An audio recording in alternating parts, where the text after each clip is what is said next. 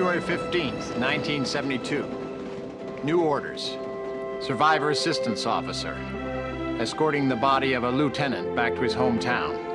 It's a tough duty, but at least it's brief.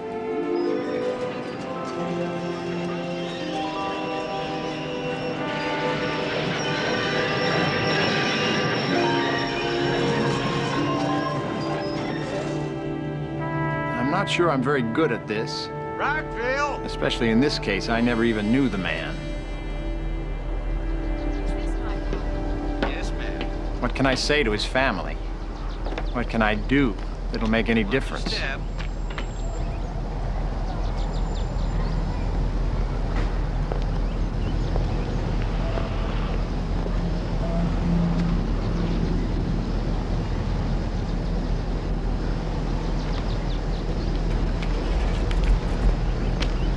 All aboard! Mr. and Mrs. Johnson? Yes. I'm Major Laird, the escort and survivor assistance officer. I've brought your son home. The Army extends its deepest sympathy for the loss of your son. His country will be eternally grateful for his sacrifice. I'm here to do whatever I can to help you. If you want a military burial with full honors... Thank you, Major. We want to keep it simple. When do you plan to have the funeral? Today, Today? at noon.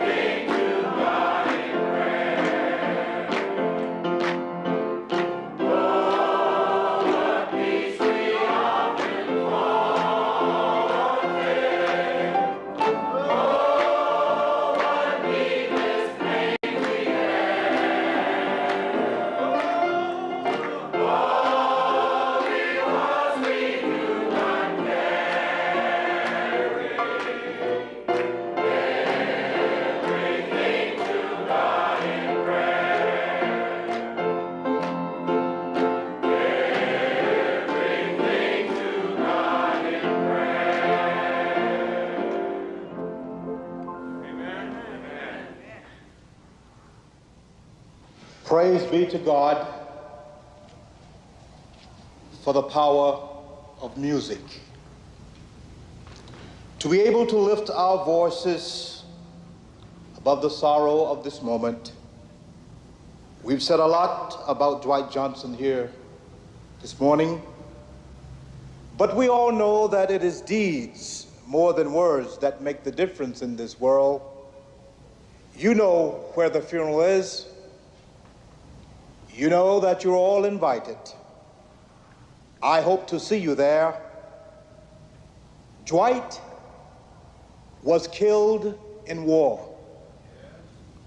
Let us go out of here in the spirit of love and peace. Amen. Pallbearers, all rise, please. And proceed out.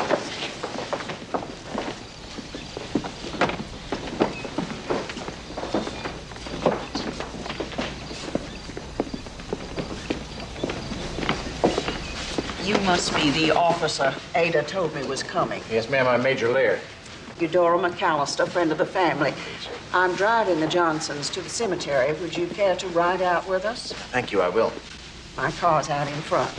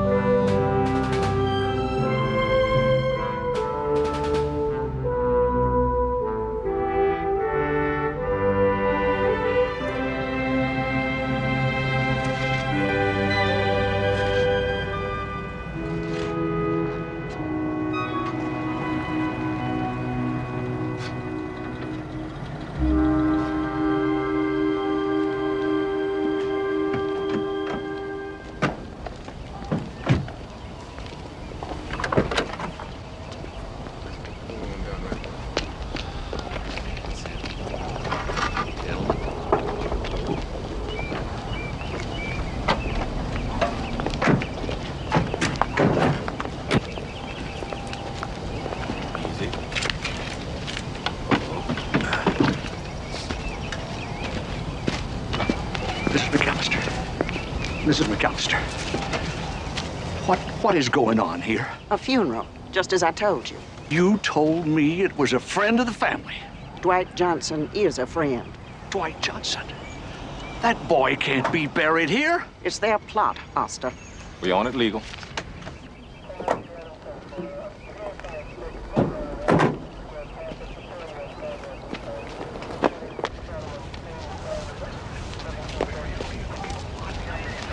Mrs. McAllister, I've been getting calls from all over town. Did you really give a grave site to these folks? No. We bought it. Fair and square. How much did you pay for it, huh? That is what is private about private property, Mr. Oster. Our son died for his country, and he has a right to be buried in any part of it. Well, that's any part but right here. Luther, Ada, you've got a nice-looking casket there. Why don't you bury Dwight out where your folks are buried?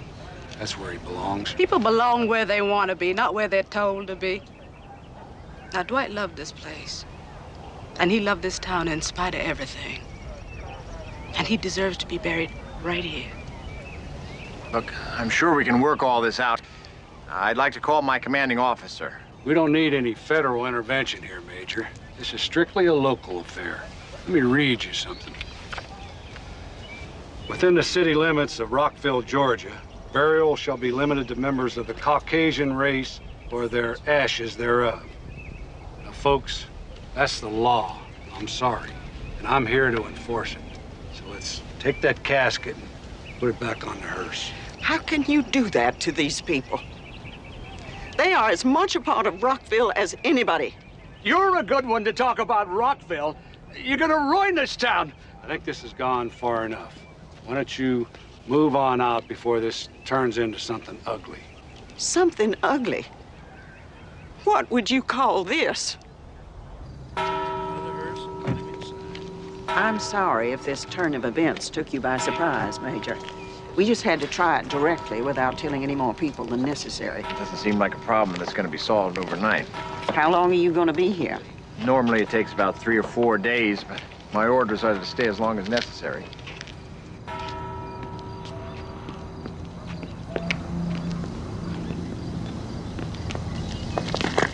What do you want me to do now, Ada? Well, could we keep him at the church for a spell? Surely. We will take care of it.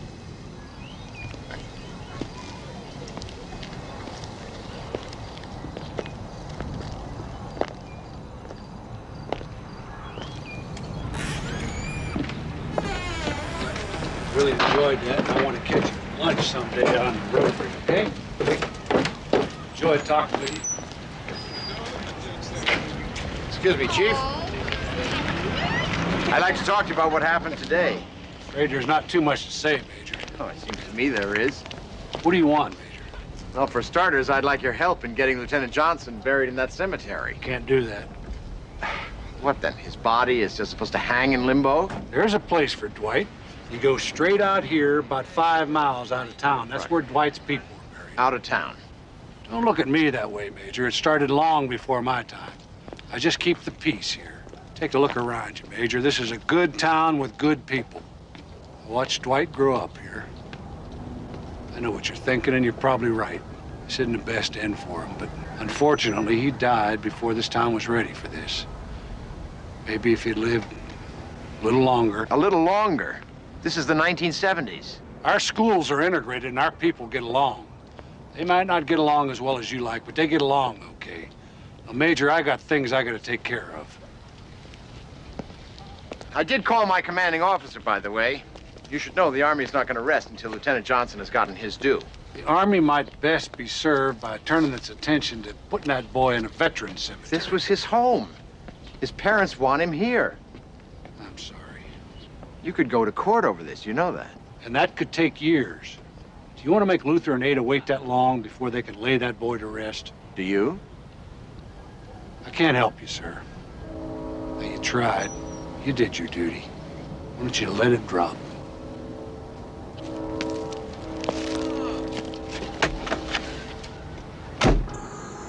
And that's the limit to what the Army can do? After that, it goes to the U.S. Attorney then, right? Okay. Thank you for the information. Yeah.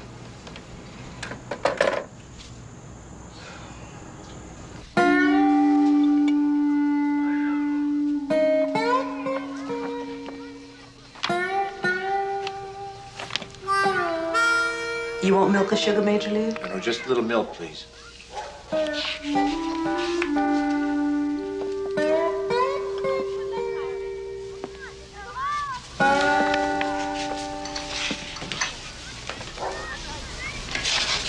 I had that book out earlier. That boy left us a lot of memories. Must have been very proud of him.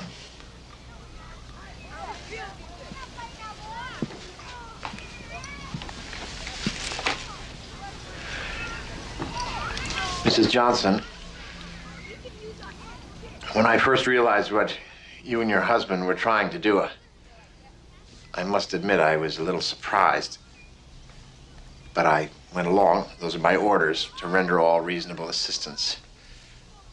I'm still here to do that, even though it's taking a little longer than normally. But, well, I've come to see what you're up against here. On top of all your grief, are you sure you want to take this on? All my grief? I don't know yet how much grief's in me. How many tears?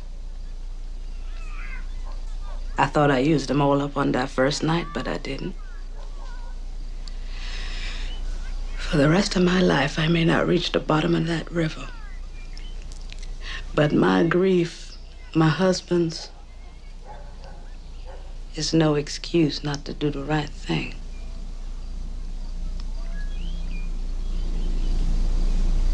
You said you had no children? No, ma'am. Not yet. I hope you do. They're a blessing. They're such a blessing. Some folks, they're ready for that kind of thing, but I wasn't. Everything Dwight did was such a surprise. Walking early, talking a blue street, playing ball like that, and bringing home those grade cards.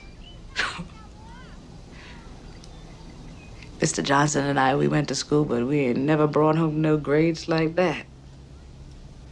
He was a wonderment. You know, sometimes, we'd sit and try to figure out where he got it all from. What great-grandma, grandpa had that kind of a mind. And when you got a child like that, sometimes you don't even feel like you're the mother or father. You feel like you brought a gift to the world, a message. Even you yourself don't understand it, not all of it.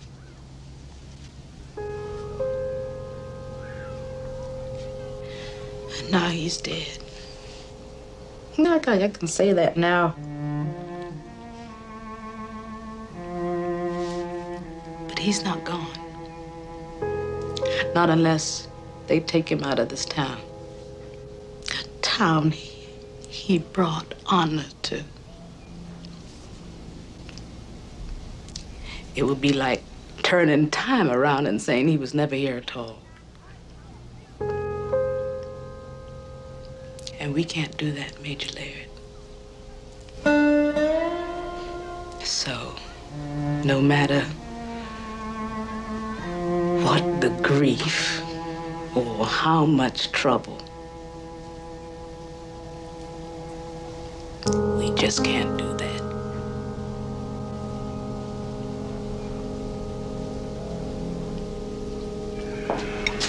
You read this editorial, Joe?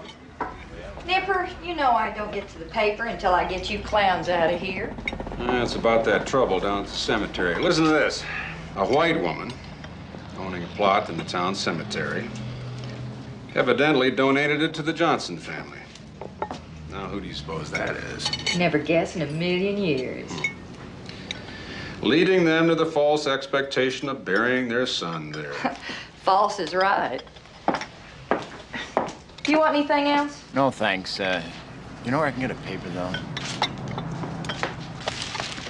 Great. People who start things like this deserve what comes to them. And what is that? What? What's coming to him? You defending this nonsense, Henry? No, I'm not going to attack it either. The way I see it, the only way to get what you want is to go for it. The only way they get those ideas in their heads is from outsiders.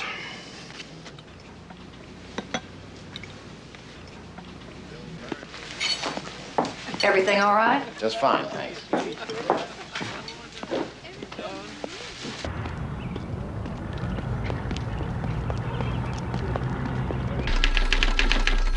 how could you say that I used his casket as a political football? I call them the way I see them. I have to. Sam Jennings, we've known each other for 50 years. You know I'm not a political person. I don't belong to any of those groups. I'm not a joiner. Well, that's for sure. The only organization you belong to is the oddballs of the world. You may even be vice president. What is so odd about helping your friends? Helping your friends? Or are you using them to make a point? Listen, I thought long and hard before getting them that extra plot because I knew how people like you would interpret it. I have to interpret it. It's my job to try to give the people of this town some perspective. Do you remember what it was like in the South in the 60s? Have you forgotten those mobs, the violence, the police dogs, those little girls blown up in a church house? Well, it didn't happen here. This town got through it all right. Got through it? We didn't get through anything if someone like Dwight Johnson can't even be buried here. You measure the world from perfection downward. Well, I don't. I measure it from chaos upward. That's the difference. Anyway, if you don't like the way I run this paper, why don't you start one of your own? I don't want to start a newspaper. I don't even want to read one for a while. Especially yours. You can cancel my subscription. Again? What's wrong? What happened to you? I remember young Sam Jennings, the idealist. Yeah, I remember that. That was a long time ago, you know.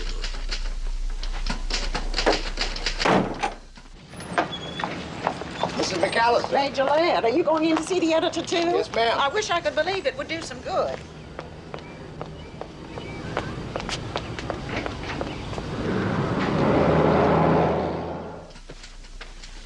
I'm Sam Jennings. I'm Major Kendall Laird. I'm the Army's Survivor Assistance Officer here to help the Johnsons with the burial of their son. My Johnsons. I suppose you're here to give me a piece of your mind, too. Sit down, Major, and go ahead. It's that kind of morning for me. I just saw Mrs. McAllister leave here looking mad as a cat. My guess is that she's pretty upset about this editorial of yours. She had no reason to be. I didn't mention her by name. Well, you don't have to in a town this size. Theodore and I go back a long time, Major.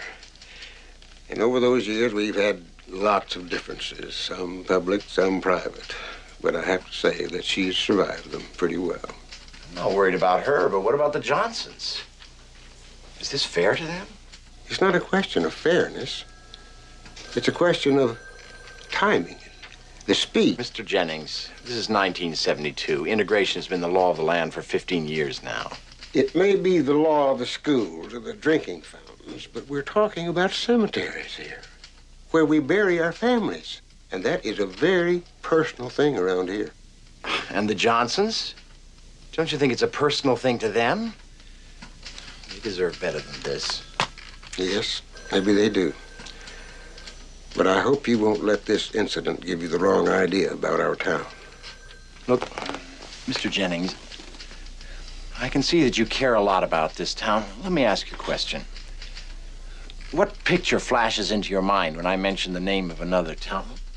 Little Rock, Arkansas. You saw it, didn't you? The photo of the little black girl clutching her school books out of fear, having to be escorted into her first day of school surrounded by armed soldiers. You want the town of Rockville to be remembered by an image like that? No, of course I don't. But... Well, if you don't want a demonstration here, or maybe even a Supreme Court case, you should give some equal space in your paper for Dwight Johnson. His men have put him up for a Silver Star for saving their lives. Are those white boys?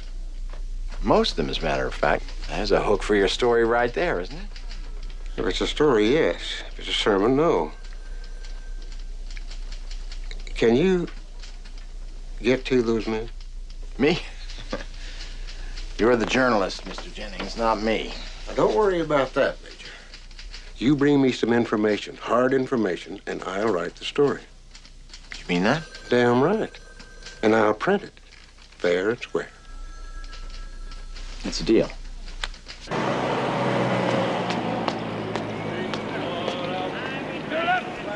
I don't know, Colonel Holmby. Your original assignment was a pretty routine matter, but it's turned into well, a very uncertain situation. I want to help the family, but I'm not sure I know what to do.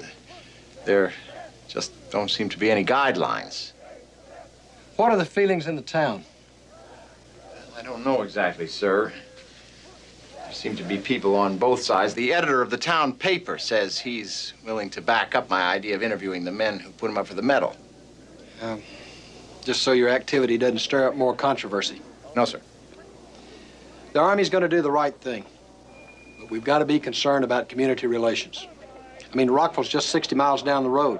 I'm very conscious of that, sir, but the Johnsons are a very determined people.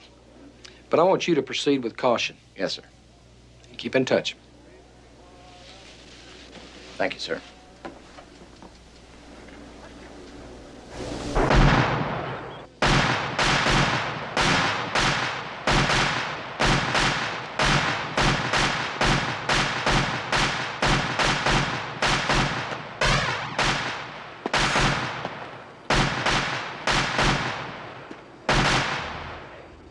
Range clear on the left. Range clear on the right. The range is now clear. Sergeant Erskine? At ease, Sergeant. Can you give me a minute? Yes, sir. Sergeant Bradford, would you take over? Okay, you people, take 5. I've come to talk to you about Lieutenant Johnson. Lieutenant Johnson, what do you want to know? I'm trying to help him out. All due respect, Major, Lieutenant Johnson's dead. Ain't nothing anyone can do for him now. Well, actually, there is. Got a problem down in his hometown. They don't want to bury him in the cemetery there because it's all white. I figure if anybody can help out his family, you guys can. You put him up for a Silver Star, right? Sir, is this some kind of official investigation? No. I understood that Colonel Holmby was going to brief you guys on this. Yes, sir. I just want to be sure what's going on. What do you need to know? Well, the man died with honors. I'd like to know a little bit more about that. Sure. Well, he must have been a good officer, right? He wasn't afraid of nothing, I'll give him that.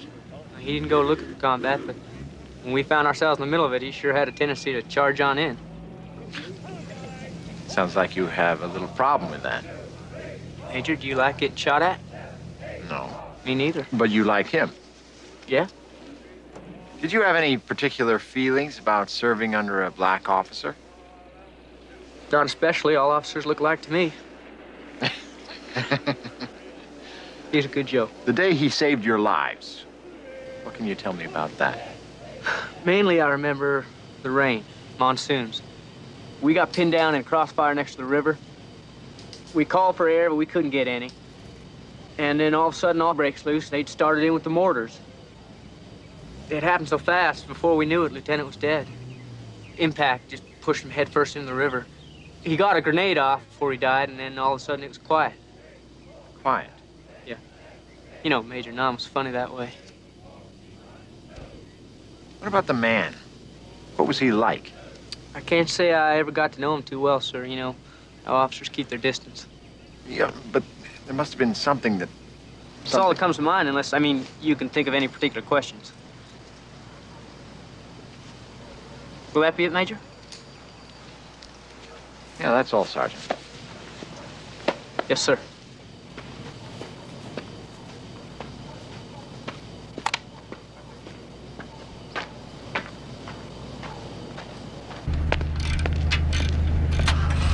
You Sergeant Booker T. Douglas? Yes, sir. Sergeant, come on down here, will you, please?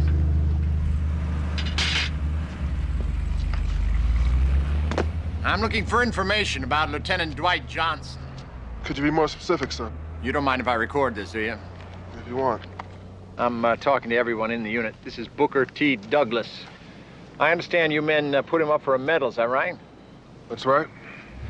I was wondering, did you and he have any kind of a special relationship? How do you mean, sir? Most of the unit was white. No, sir. He treated me just like the others. How's that? Good. He wasn't one to get very chummy with the men, sir. Yeah, but they all respected him, right? Yes, sir. Can you tell me something about him personally? I'm trying to get a hold of the personal side. Can't help you there, sir. Why not? Can't say I ever got to know him. He was a brother, but he was an officer. No fraternization. You dig what I'm saying, sir? But he was a good Joe. Yeah, that's what they tell me.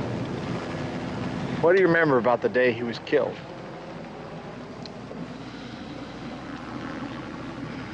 It was raining. Been raining for days. My feet were rotting in my boots. We got caught in the crossfire with Charlie. Couldn't get no air support. Well, then all broke loose. And when it was over, the lieutenant was dead. He fell in the river. Would that be all, sir? Yeah, that's all. Thank you, Sergeant.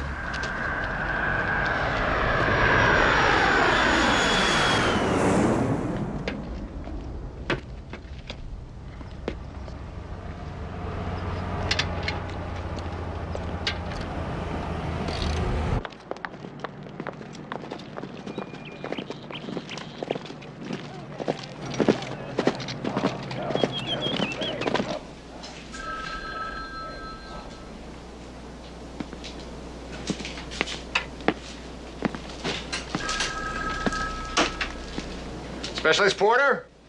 Yeah? I'm looking for Kevin Porter, who served under Lieutenant Dwight Johnson. Just a second. Let me secure these weapons. Sir. Could I speak to you for a moment in the office, Specialist? Yes, sir. I heard someone was asking about the lieutenant.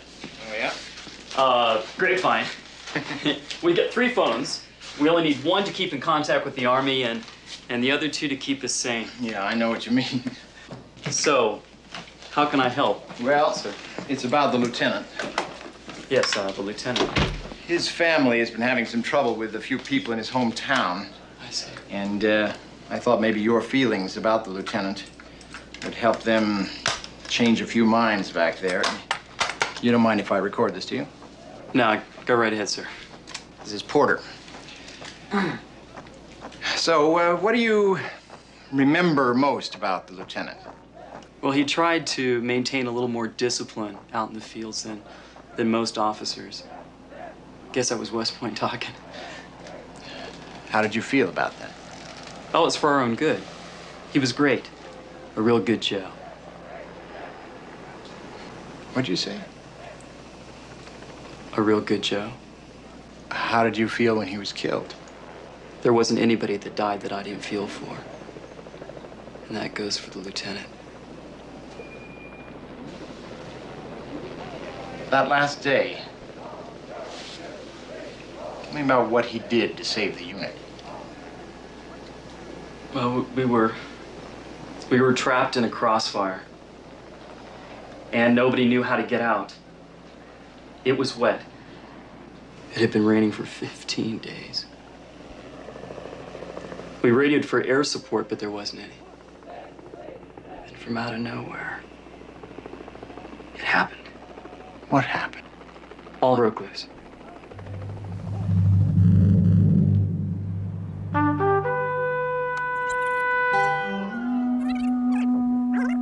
Started in with the mortars. Like to me. He's a good joke. Dig on, sir. He was a good job.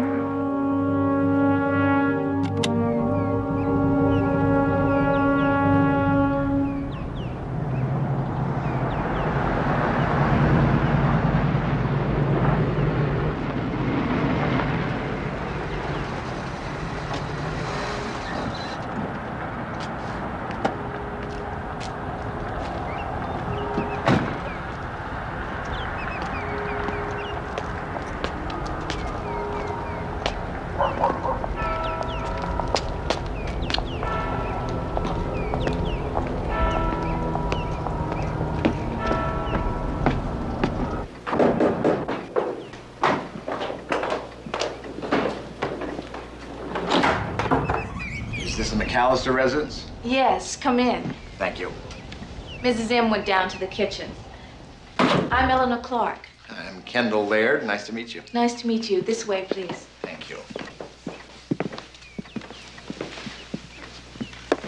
Major Laird, are you always punctual to the very minute? Yes, ma'am. I'm well trained by the U.S. Army. Please sit down. Thank you.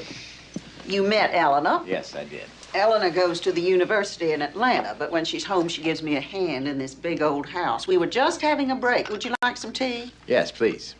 You sure you wouldn't like to stay for another cup? No, thank you. I have to go in a minute. Eleanor, this is the officer I was telling you about. His assignment is to help the Johnsons bury their son in whatever way they choose. Right, Major? I think you know my orders better than I do. Oh, I doubt that. You seem to be a conscientious person. Help yourself to cream and sugar. Thank you. Would the Army be willing to take this thing to court? Eleanor is a law student. Well, I'm hoping it's not going to come to that. I just hope it doesn't drag on. I worry for the Johnsons. And for you, Mrs. M. There are all kinds of people in this town. Even some of my relatives don't like what Dwight's parents are doing. But then none of them ever met Dwight. We went to school together. In fact, he's part of the reason I went to law school. He never allowed himself much time to socialize. I know Ada was worried about him in that way. That he was always pushing himself, even when he was very young. Well, I better run that errand. You sure you don't mind me using your car? Heavens, no. But check the oil level. She's consuming great quantities again. One of these days, I'm gonna get in there and find the trouble. Nice to meet you, Major. Same to you, Eleanor. So you've known the Johnsons for a long time? Oh, yes, a very long time. Ada's mother was a midwife. She delivered my only child. So our families are connected in life and death. My son, Auburn, died in the early days in Vietnam. And Ada was a real comfort to me then. That must have been very difficult for you. A great preacher once said, "Be kind. Nearly everyone is fighting a hard battle. And not just on the battlefield." So, why did you want to meet with me, Major Ladd? I'm concerned about the Johnsons. When you gave them that plot, you must have realized that it was going to create a schism in the town. I did it to heal a schism. But this goes beyond principle. This is a personal thing. If you had known Dwight, you would know what I mean. He was something special. I keep hearing that kind of thing. Didn't he have any faults at all? Oh, yes, he could be difficult and demanding, mostly of himself. But he shone. Everybody could see it. You see, nothing was impossible to Dwight. Everything was a possibility. When he was 8, he went to the library to borrow a book, but the librarian wouldn't let him have it because of his race. So he said he would wait until she changed her mind. And he did. He waited. All day long, he stood at that desk waiting. That poor woman, she was so unnerved by the end of the day. I think if she hadn't been so decrepit, she might have tossed him out. But closing time came, and there he was. And I think when 5 o'clock rolled around, she was so worn down, she just gave him the book. So if it had been anyone but Dwight, I probably wouldn't have given up that plot. But my goodness, if he can't turn tradition around, we may have to wait another 30 years. And of course, Ada and Luther aren't going to budge. Sometimes it takes one person making one move to open people's eyes. It's hard to be that one person. But when the time comes, and you know it, you just say, I guess this is it. It's me that has to do this.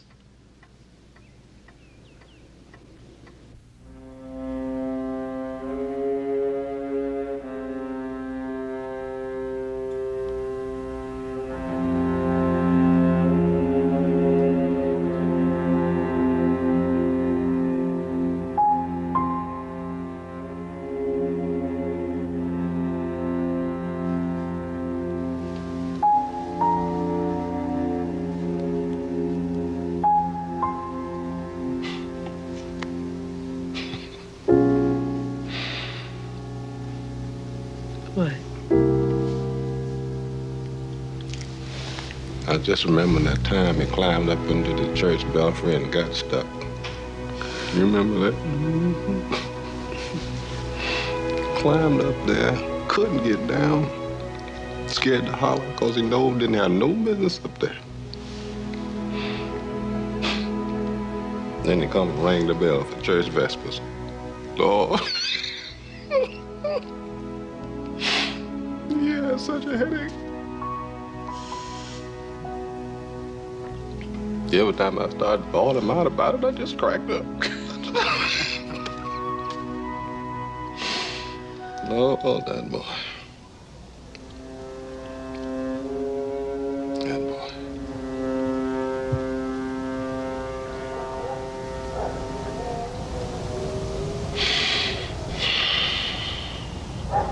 Oh, looking for a strike. Specialist Oliver? Yes, sir. That's a pretty good shot. You do that every time? How do you, Specialist? You expected me, didn't you? Sir, I know under the UCMJ I don't have the exact same rights as a civilian, but before we begin, I would like to know what my rights are. What makes you think you need to know your rights? Sir, with all due respect, unless you inform me of my rights, I refuse to say another word. Look, this isn't an investigation. I just wanted to talk to you informally about Lieutenant Johnson. Do I understand then, sir? I don't have to answer your questions? Yeah, that's right. If that's the case, sir, then may I be dismissed? So you won't discuss Lieutenant Johnson with me? That's correct, sir. May I ask you why not? Sir, with all due respect, I'd like to have a lawyer present before I say another word.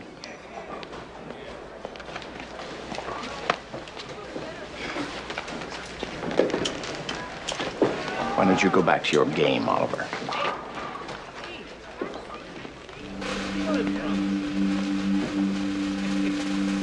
How many pins did you slaughter?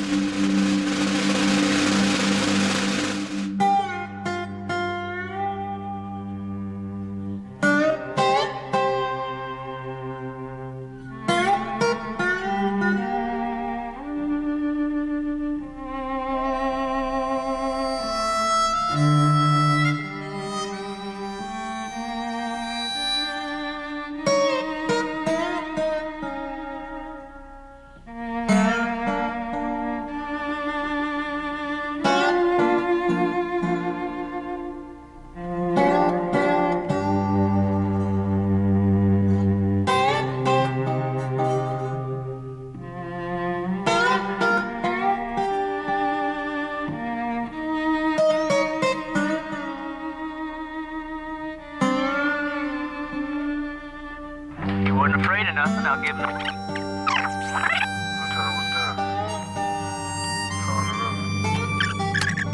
It was so fast, before anybody knew it, the lieutenant was dead.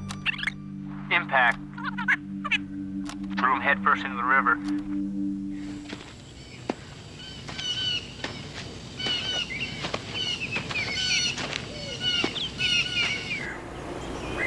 Oh, come on, Kenny.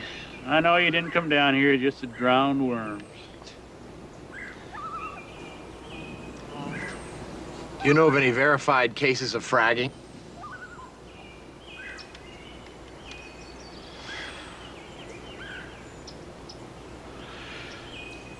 I heard men in bars bragging they did it. Only thing I believed was that they were lying. I've seen other men get drunk and stay awful silent when the subject comes up. Hard to know what that silence means. My guess is they did something too bad to talk about. If there had been a conspiracy by a group of men to kill their officer in combat, and I could get one of them to crack, do you think I should bring them to justice, even if I knew it would destroy the dead man's family? What you're describing doesn't sound like justice. No, letting them get away with it doesn't sound like justice either. Well, justice is an idea. It's not real. And family, that's real. But what's real is it's you or me or somebody else who's getting shot at while we're out there. I mean, If ideas don't mean anything, why should I be willing to lose my life over them? I'm not a philosopher. I don't think about it like you do. I don't think about it at all. And what we saw in Nam, you never think about that?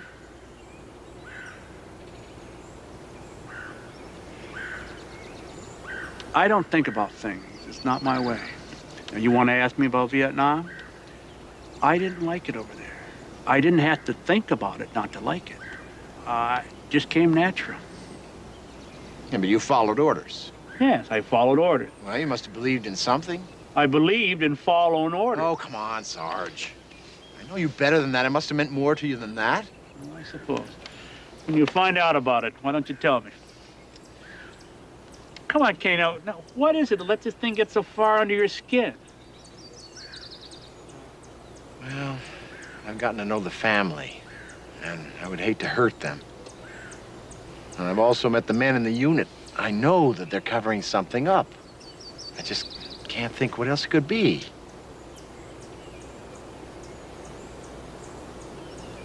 I don't know.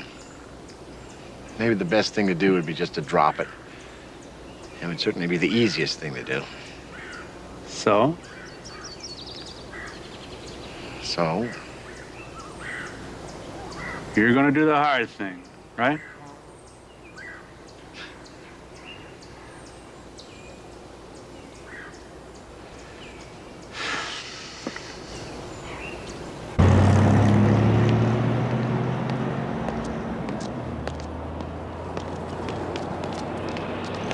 Morning, sir.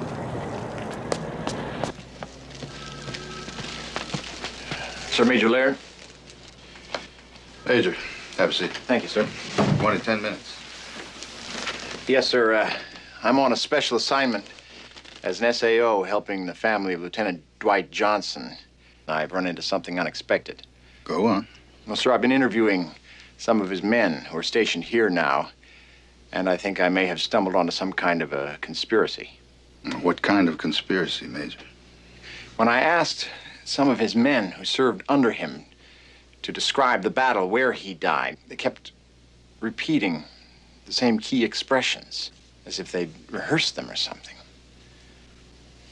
They seemed nervous that I was recording the interviews. One of them even refused to talk to me without a lawyer present. Major, are you suggesting Lieutenant Johnson was killed by his own men? These men put him up for a medal, sir. Something just doesn't make sense. It's the sort of thing that's almost impossible to prove. You realize that? Yes, sir, I do. And have you thought of the effect it would have on his family to even raise this issue? Yes, sir, I've thought a lot about that. I can't imagine anything worse. Lieutenant Johnson was a black officer commanding a largely white unit. Race isn't supposed to be an issue in the Army, Major. Theoretically. All right, let's keep this informal for now. If you find anything substantial, I'll turn it over for criminal investigation. Yes, sir, I realize how sensitive... We both do, Major. We both do. I want to report on this in 3 days. Yes, sir. Thank you, sir.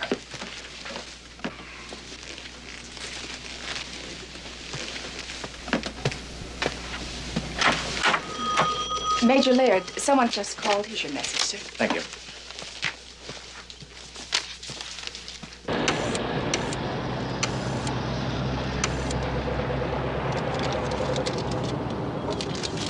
Yeah, Sam Jennings, please. Hi, Sam. Yeah, what's up?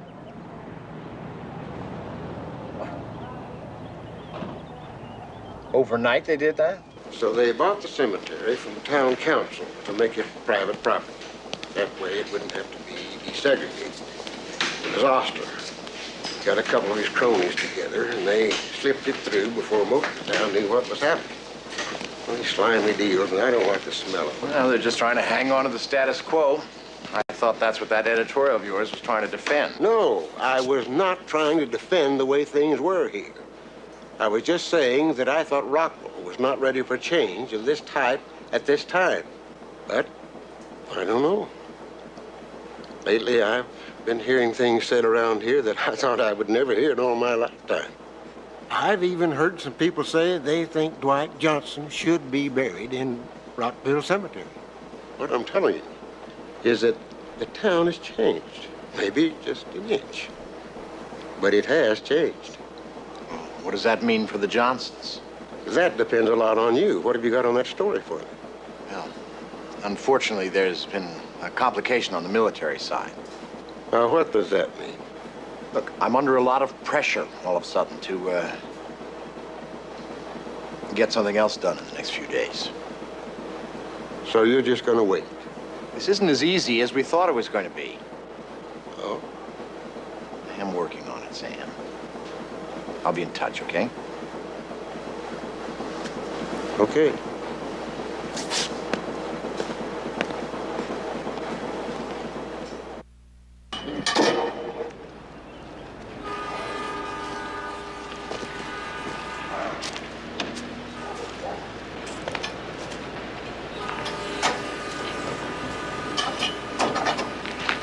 Mr. Johnson? Major? How are you today? Oh, tolerable, I guess. You back to work, huh? Not exactly. Why not? Oh, you know. Fella called me up last week about wiring up his garage. I go over there this morning to measure out the job, and he says forget about it. And that's related to the problem with the cemetery, right? I don't know. Lives about a block away from it. You think you're going to lose any more jobs?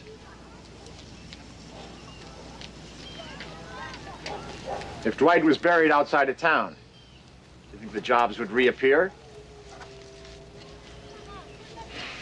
Mr. Johnson, I really do admire what you're trying to do here.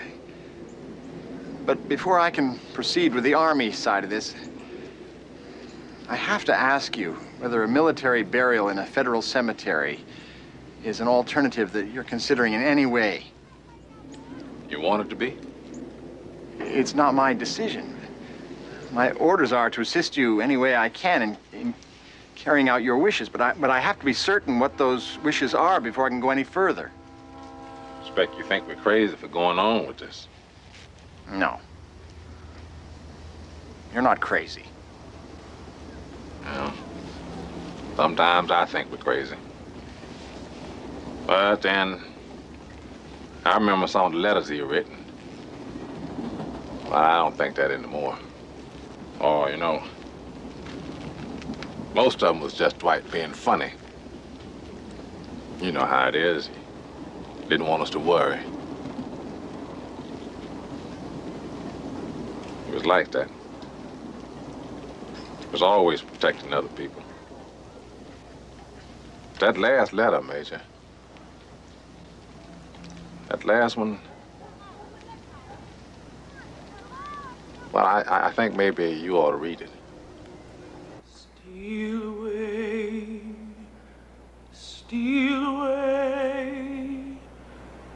steal away to Jesus. Steal away home. Ain't got long to stay here. My Lord, He calls me by the thunder. The trumpet sounds within my soul.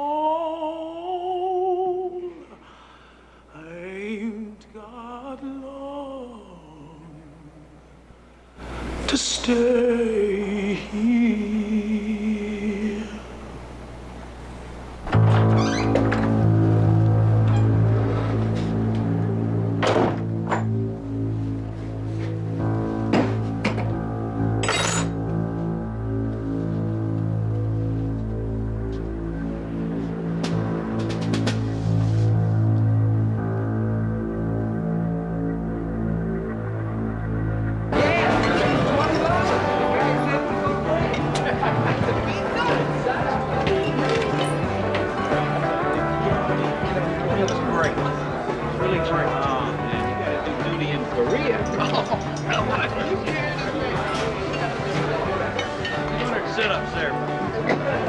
Douglas.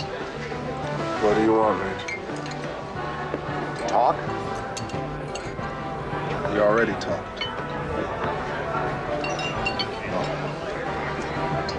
I'd like to talk some more. Well, I don't want to talk to you, so unless I'm under orders.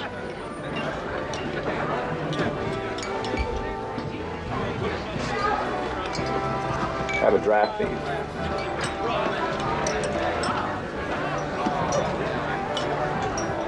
I hear you're a pretty good soldier, Douglas. Don't want to hear it, Major. I'm not staying in. 2 more months, I'm out.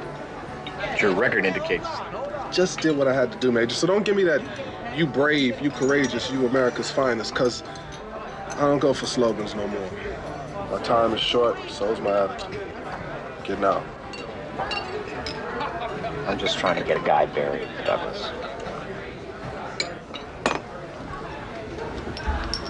So, really?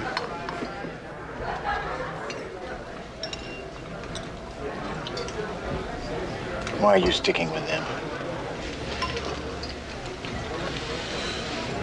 We always hung together. We're a good unit. Over there, we kept each other alive. You know? God, Douglas, I would have thought that you, of all men in the unit, how would you feel if somebody told you where you could or couldn't bury your mother, say, or your father? Talk to me, Douglas. Why? You haven't heard anything I've said.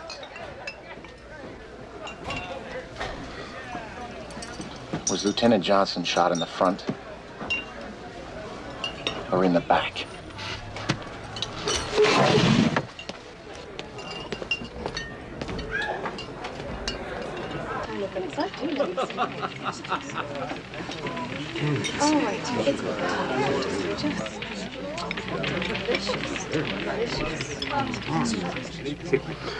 Remember Crazy Mulrooney and his motto?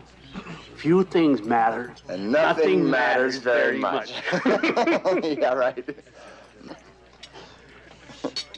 Well, unfortunately, Sarge, both these things do matter very much. To a lot of people, me included. You know how it is in the service. You get used to moving around, learning a lot of new names, having a few beers, and then shipping out. But there are certain faces that you don't forget. Dwight Johnson seems to be like that for me. I can't figure out why. I never even met the man. You know, maybe he's the guy on the other end of your saw. Now, what does that mean? When I was a logger, I had this idea that the best guy to have on the other end of the crosscut was your opposite, like a mirror reverse. So when he pulled, you pushed, and vice versa. So you think we're like opposites? Well, you said he liked to take chances, and he didn't try to please everybody all the time. You've been a good soldier, Ken, a brave one. But you're still trying to paddle the boat and not make waves.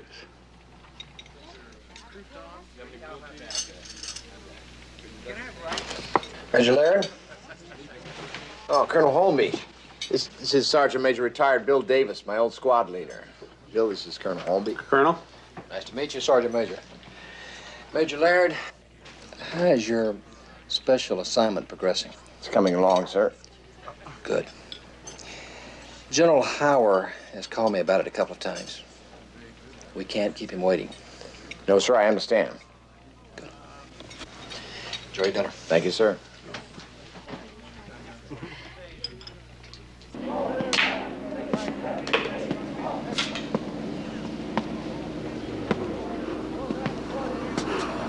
Sir.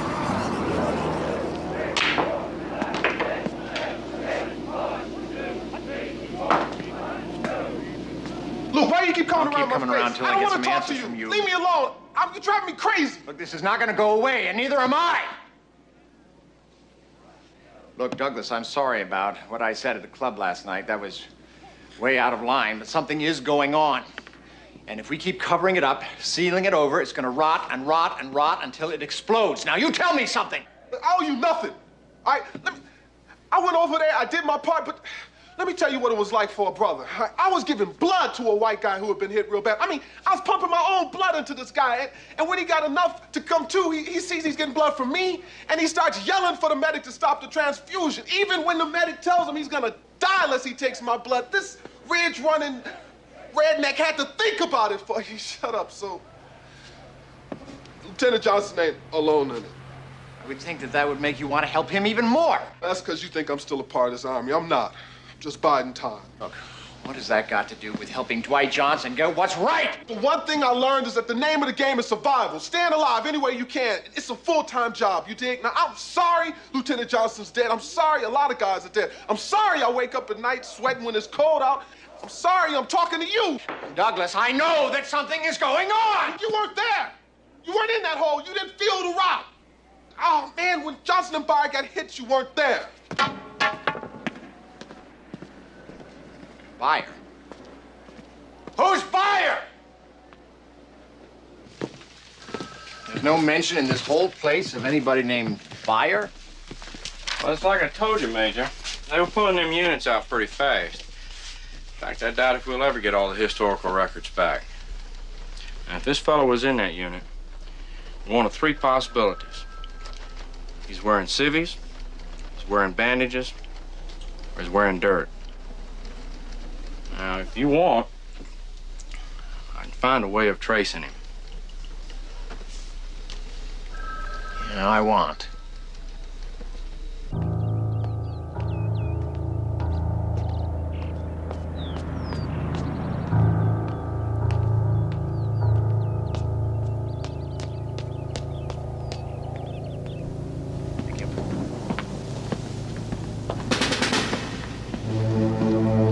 Specialist Byer.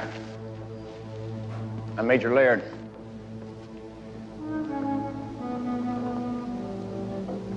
How's it going?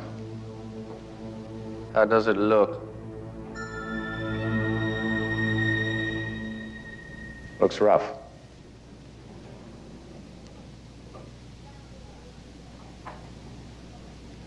What you want? I've been assigned Survivor's Assistance Officer. I ain't dead yet. Survivor Assistance Officer for the family of Lieutenant Dwight Johnson. Go away. Why? There ain't nothing can happen to me as bad as what's already happened, so there ain't nothing you can threaten me with. What makes you think anybody is here to threaten you with anything? Get him away from me! No, you're not being threatened with anything. Is that clear? Clear? Is anything real clear to you, Major? Less and less every day. Where's your home, Byer? Right here, sir. I mean, where are you from? Arkansas. Maybe you're not so surprised at all the problems they've been having in Rockville. What problems? You don't know?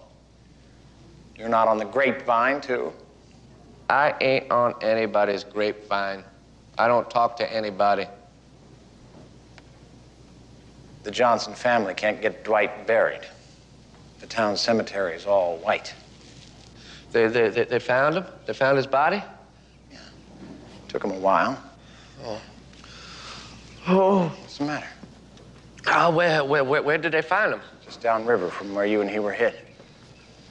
Are you okay? Where is he now? He's in his family's church about an hour from here. He's floating. He's floating like I last saw him.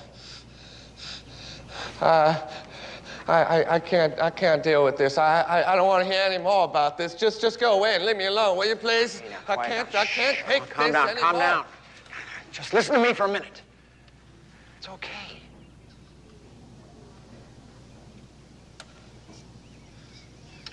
Byer, I know what you went through. I was there. There's some part of Nam that we'll never put behind us. But at least for us, the fighting is over. We came home. Lieutenant Johnson came home dead. He's still fighting. Now, I'm trying to help him. You help me. Huh? I escorted the body of a Vietnam hero back to his family. And those people can't even bury their only son. When I started all this, it was just a coffin. But I go into his home. I find out this was an amazing man. Dwight Johnson did more in 24 years than most of us will do in 50. And the men who served under him, who put him up for a medal, for his sake, they don't want to help him. They're too scared, and I don't know why. Look at me. You tell me what happened over there. What happened? Until I know it, Dwight Johnson is not going to rest. And I'm not going to rest until I find it. Found him? Found what?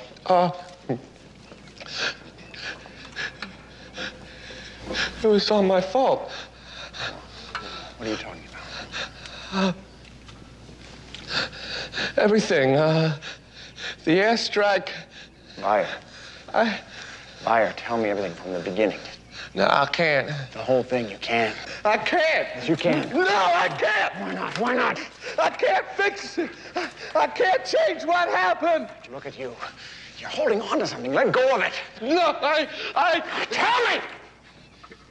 I'm sorry. Sorry, I didn't mean to yell at you, but please, please, help me. Help me pull something good out of all this. Man, you don't know what you're asking me to do. No, I don't. No, I don't.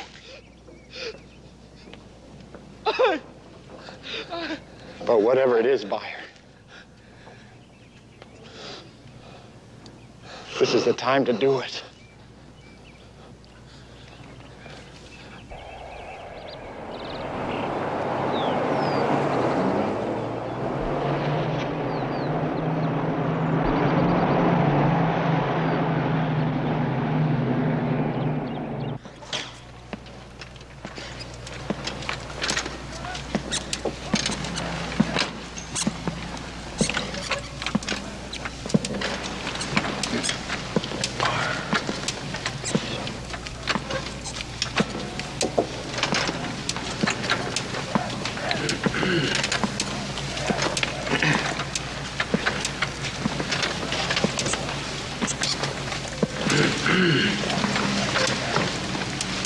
Gentlemen. Sir. Specialist Buyer refused to talk to me alone. What he has to say, he wanted to say in front of all of you.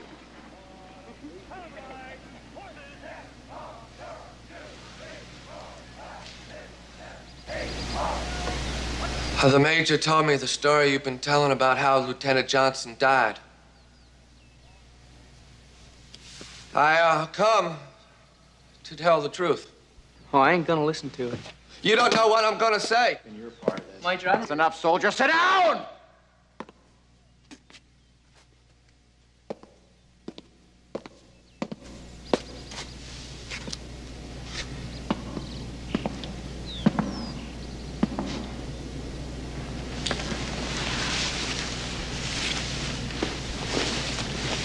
All right, Specialist. Take it from the beginning. Well, you see, Major, about 10 days before Lieutenant Johnson got killed, we were sent out on a long-range reconnaissance patrol north of Chu Lai. And, man, that's all we did. We were humping those boonies looking for Charlie, like clay pigeons out looking for a ski shooter. So we get to this top of the mountain, top of the hill there, and we look down to the valley. And there were VC moving supplies through. Tell him about the lieutenant's great idea, Buyer.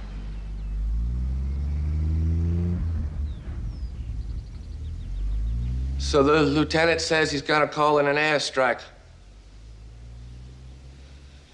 He checks out his map, hands me some coordinates, and tells me to call in the biggest strike we can get.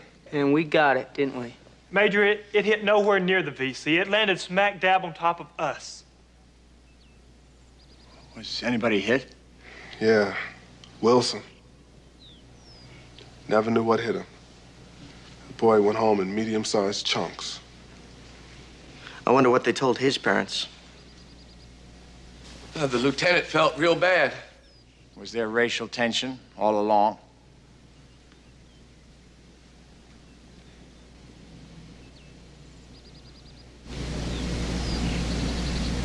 Porter? Things were getting better. We had a good unit. We were. The only good thing I was ever a part of. Well, Wilson was our first casualty. We were feeling real lucky up until then. Lieutenant Johnson was real sharp about most things. It wasn't like him to make that kind of mistake. Yeah, but he kind of lost it after that. He didn't lose it. He did not lose it.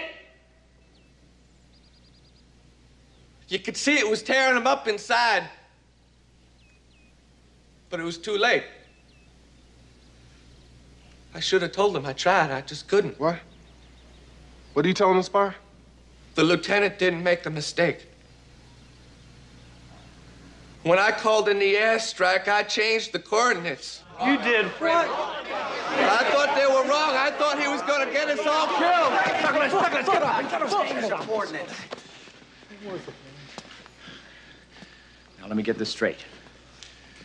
Didn't the lieutenant check with you afterwards? Yeah, but I lied again. I told him those were the numbers he gave me. Why? Why did you do it? Why did you change the numbers? He figured a black man couldn't plot coordinates. Is that true?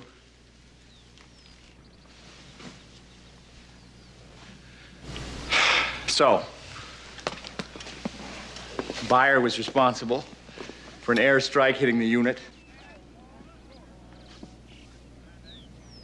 Lieutenant Johnson thought it was his fault. And all of you thought so, too. All right, now. Let's get down to it. What happened when all broke loose? Erskine.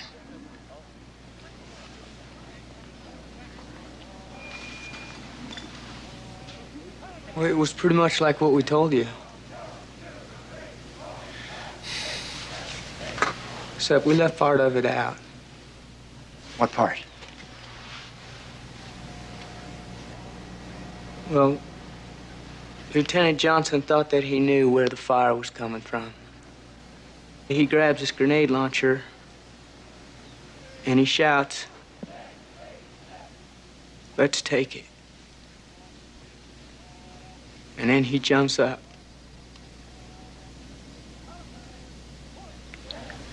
What happened then? Beyer was the only man who followed him. He and the lieutenant were cut down right away. Before he died, the lieutenant aimed the launcher at the spot he thought the mortar was and fired. Did he hit it?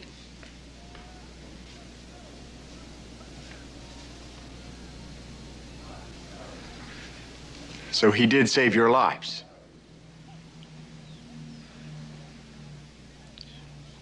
Why didn't you follow him?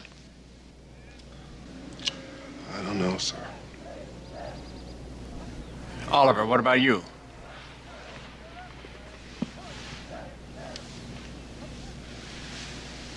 Why didn't you follow him? When the lieutenant made that mistake, well, after we thought he did, we started to doubt. To doubt his leadership? Would you have had the same doubts if your officer had been white?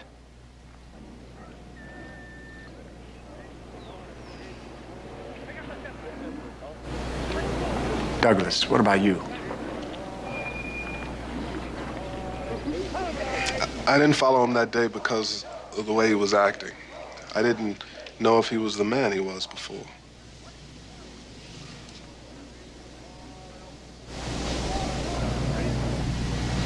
How long did you hesitate? Was it like 1 second or 15? I don't think anyone knows, sir. Like when you're in a car wreck, you hear the brakes squeal for what seems like forever, and you find out it was only half a second. It just happened before we could think about it. But if you didn't get together to plan all this, why did you get together to cover it up? He saved our lives. I thought it was wrong for us not to give him the medal. Oliver was the one that was against it. He said that if we put him up for a medal, we might have to explain why we weren't with him when he died.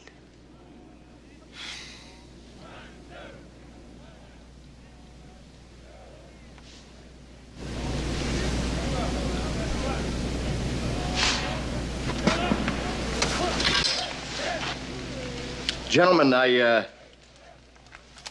want to read you something. This is the last letter that Dwight Johnson ever wrote.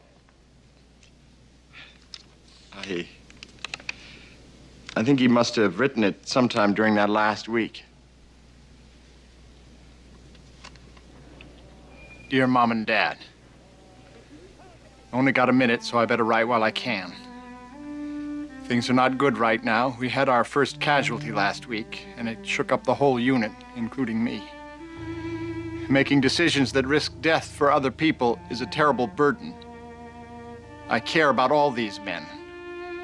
Their lives are in my hands, and my hands are not supposed to shake. They believed in their country so much that they have offered themselves up to die here. My job is to keep that from happening, and it's so hard. Sometimes I feel so confused. Not a moment goes by that I don't ask myself, am I doing this right? But don't worry about me.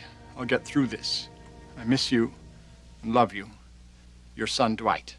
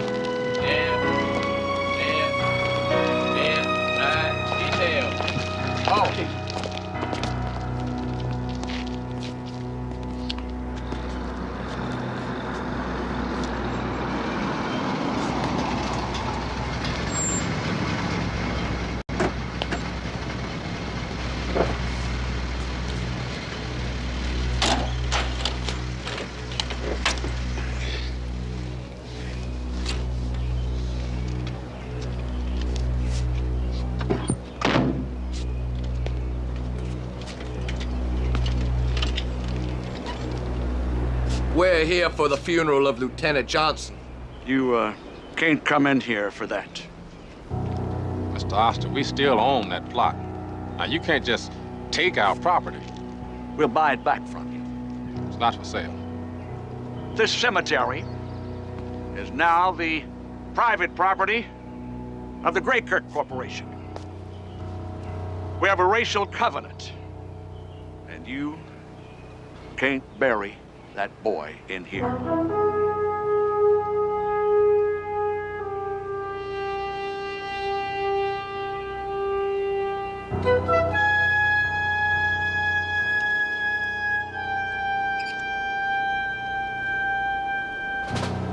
These are his buddies.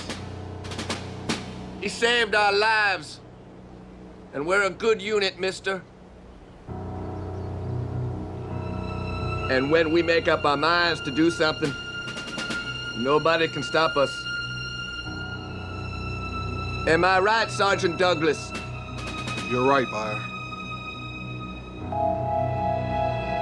Step aside, Mr. Oster.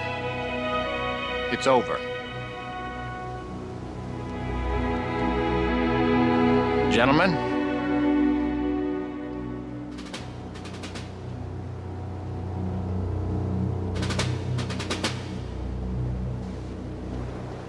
Forward!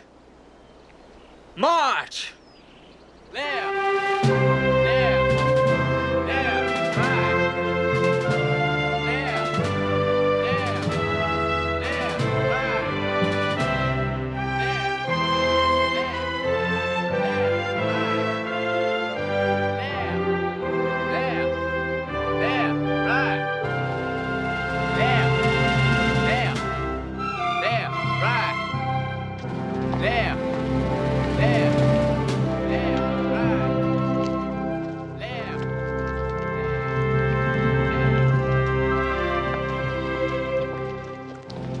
Well, it looks like Rockville was ready for this after all. It looks like it.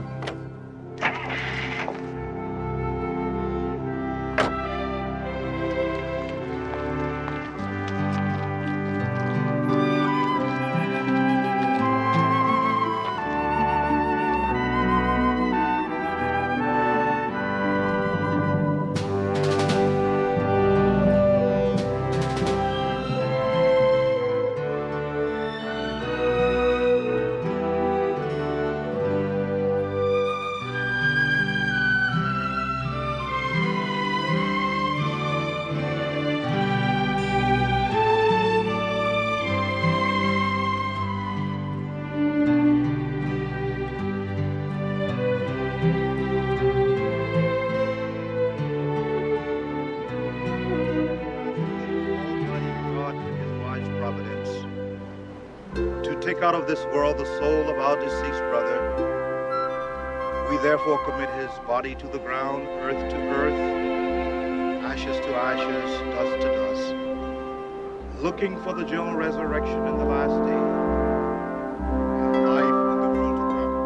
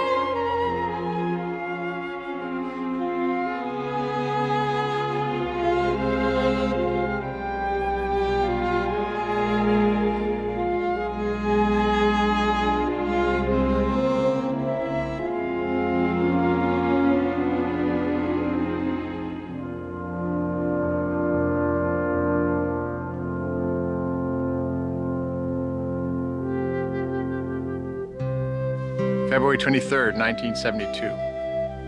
We buried Lieutenant Johnson today, finally. But his spirit feels very much alive here.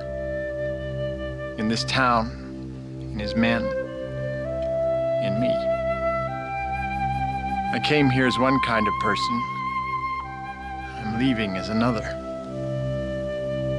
Together with his family and his men, I think we made a difference.